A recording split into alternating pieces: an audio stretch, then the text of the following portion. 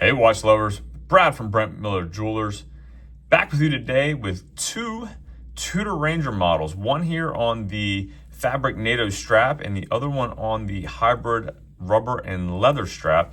And really just wanted to ask you, if you were buying the Ranger, which strap option would you get it on? I know many out there are gonna say, I buy it on the bracelet. I get that. I'll go over that towards the end of the video. But if you are not a bracelet guy and you are not wearing the bracelet or don't want the bracelet and you're looking specifically at a strap option, which one of these two would you prefer? We'll go over some pros, cons here at the end of the video. But again, if you're not familiar with the Ranger or haven't seen the plethora of other videos I've done on it, the case dimensions on this, again, I'll go over very quickly for you. Diagonally across the case, above the crown, an even 39 millimeters. Even 39 millimeters across the brushed, I guess we'll call that a bezel. So the brushed stainless steel bezel, and even 39 millimeters because it does sit flush to the case. 33 millimeter crystal from the 3 to the 9 diagonally across. We have a 12.1 millimeter thick case. With the NATO, adds a millimeter, so make it 13.2. A little just slightly over, so about a millimeter on the NATO. Again, still very wearable and compact. 47.6 lug tip to lug tip. 20 millimeter lug width. On the NATO, it does not taper. The NATO is an even 20 millimeters this whole way down. On the rubber strap, we do have a taper. 20 millimeter at the lug width, tapering down to 16 here at the deploying style buckle on the rubber strap, which again, we'll get to here additionally in a minute. We have signed screw down crown, 100 meters of water resistance, solid stainless steel case back on both. I guess I'll show you the actual case back on the rubber here again. Pretty standard from Tudor. The MT5402 caliber underneath that case back. 70 hours of power reserve. The rubber strap option here weighed 90.1 grams, while the NATO slightly less at 76.8 grams. Both of these retail for $28.25. And so I will throw these both on wrist here, but what I wanted to get to was I posed the question, would you buy it on the NATO or the rubber? Personally, again, this is very personal to me. I think it looks great on this NATO strap. I think it's just the colors on this really just accentuate the dial, the color just overall. So I'm a huge fan of the Tudor NATO straps. I love how the spring bars are actually sewn into the strap. And again, you can just see the texture and the detail on these straps. I personally would opt for the strap.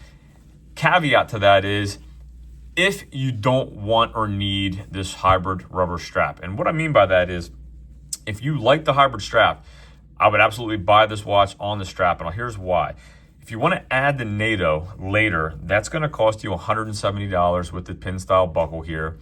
Whereas if you buy it on the NATO and decide later on you're going to want this hybrid strap, the hybrid strap is $175. That's just the strap. So again, the strap's about the same. However, this stainless steel deploying buckle is going to cost you $290 additional to get the buckle. So this is the more expensive option if you don't buy it up front on the rubber strap. So many of you probably already know that, but if you're in the market and did not, hopefully that is a little bit of a little nugget I can share with you.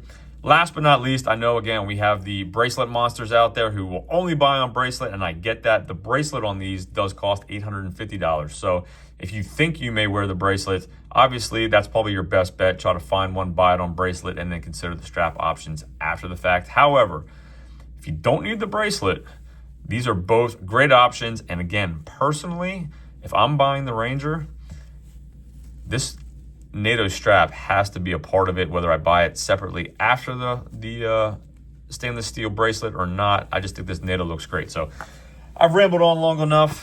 Let me throw these on wrist real quick.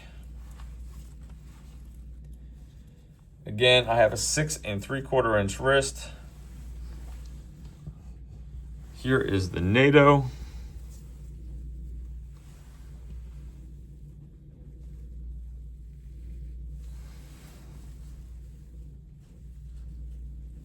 Maybe could have made that one hole tighter to give you an idea of how that sits on the wrist.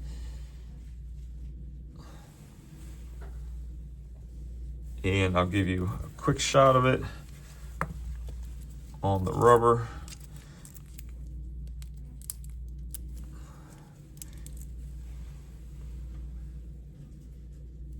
Again, both really excellent options. Don't think you can go wrong. And I'll hit the lights and give you a quick lume shot.